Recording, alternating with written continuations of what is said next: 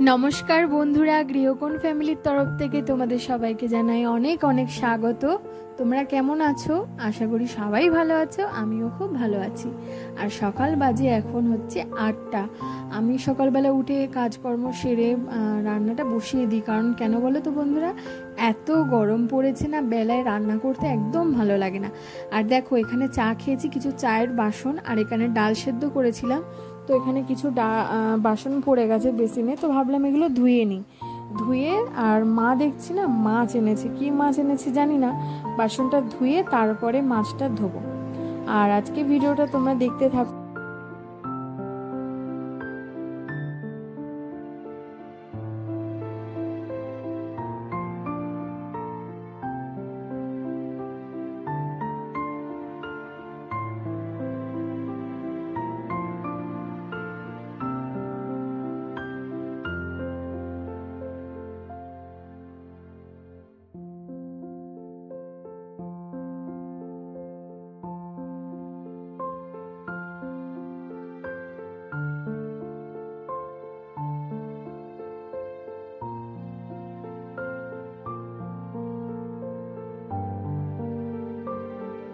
চলো, এখানে আমার বাসন ধোয়া হয়ে গেছে, এবার আমি মাছটা বের করে দেখি মা কি নিয়ে এসছে।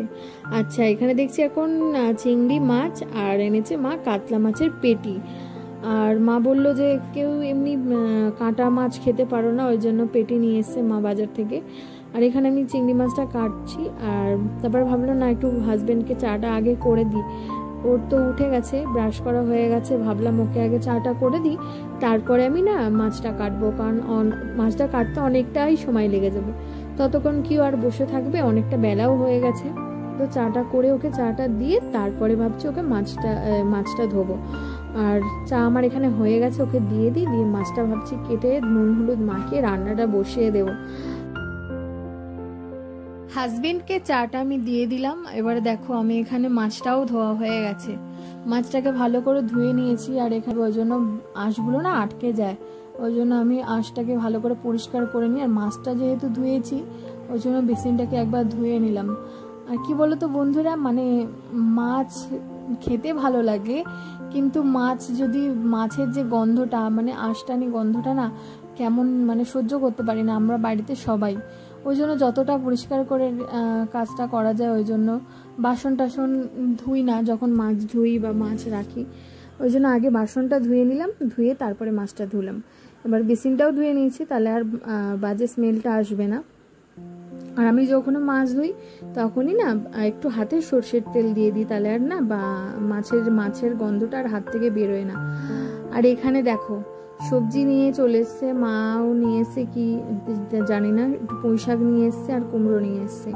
আর এখন ভাবছি শশা কাটবো, শশা আর পেঁয়াজটা কুচিয়ে তারপরে পরোটা করে শশা পেঁয়াজ দিয়ে মানে ভেজ রোল টাইপের বানিয়ে দেবো। ডিম খাবো না, ডিমটা আর ভালো লাগছে না সকালবেলা খেতে।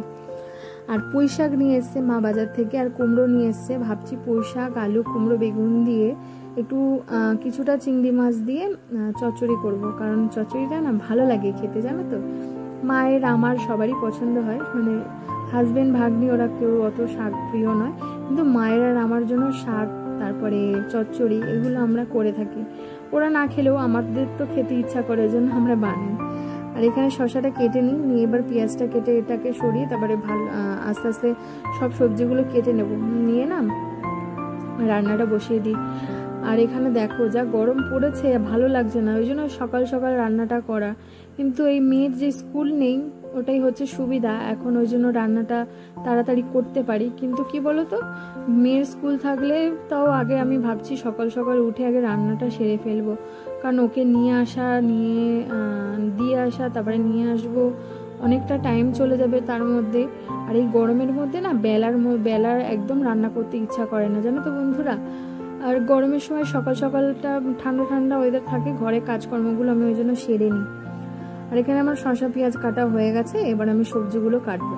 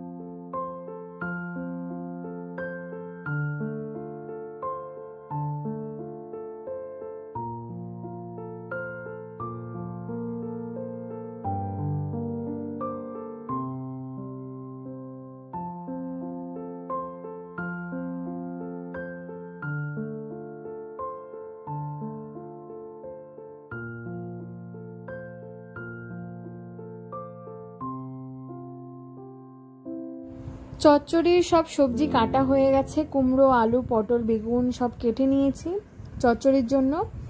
আর এখানে দেখো পটল কাটছি। ভাবলাম যে কি করব, রাতের একটা তরকারি, তারপর ভাবলাম যে পটলটা আছে এই চিংড়ি মাছ দিয়ে তাহলে পটল আলুর তরকারি করে রেখে দিই, রাতে তাহলে হয়ে যাবে।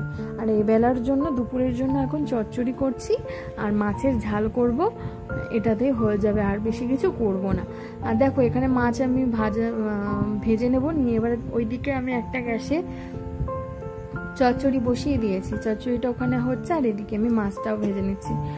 আর কি বলতো বন্ধুরা, দুদিকে যদি কড়া বসিয়ে রান্না করে যাওয়া যায় না, অনেক তাড়াতাড়ি হয়। আর রান্না কমপ্লিট হয়ে গেছে, হয়ে দেখো বাসন কিছু পড়ে গেল, এবার বাসনগুলো মেজে নেবো। আর বাসন মাজার কিছু সাবানটা শেষ হয়ে গেছে, ওই জন্য দেখো এখানে আমি একটা সাবান বের করে নিয়েছি, নিয়ে এবার বাসনটাকে মাজবো, মেজে সমস্ত গ্যাস ট্যাস পরিষ্কার করে ঘরও পরিষ্কার করে নেব, নিয়ে স্নান করব, কারণ পুরো ঘেমে পুরো স্নান হয়ে গেছে। আর এরকমভাবে আর ভালো লাগছে না, গরম মতো লাগছে, ওই জন্য ভাবছি পুরো কাজ সেরে একেবারে স্নান করে তারপরে দুপুরে লাঞ্চ করে একটু রেস্ট হবো। আবার মেয়েকে নিয়ে তো বেরোতে হবে, পড়া আছে মেয়ের। চলো বন্ধুরা এগুলো করে নিই না, তারপরে এবারে স্নান করতে যাই।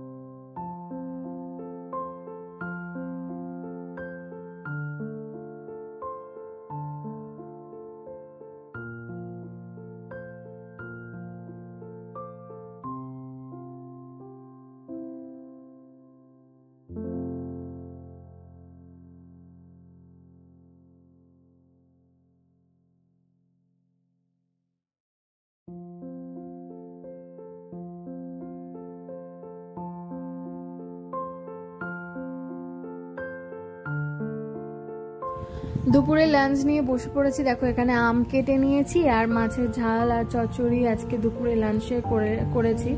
সবার জন্য একসঙ্গে বেড়ে নিয়েছি, মেয়েকে আগে খাইয়ে দিয়েছি, খাইয়ে এবার আমরা লাঞ্চ। এই ভিডিওটা তোমাদের কেমন লাগলো বন্ধুরা অবশ্যই জানাবে। আর দেখো বিকালবেলা কিন্তু আমি একটু বেরিয়েছিলাম পার্লারে গেছিলাম আইব্রোসটা করার জন্য, তারপরে দেখছিলাম হাজবেন্ডের জন্য অপেক্ষা করছিলাম। তো চলো বন্ধুরা নতুন ভিডিওতে আবার দেখা হবে, চলো টাটা।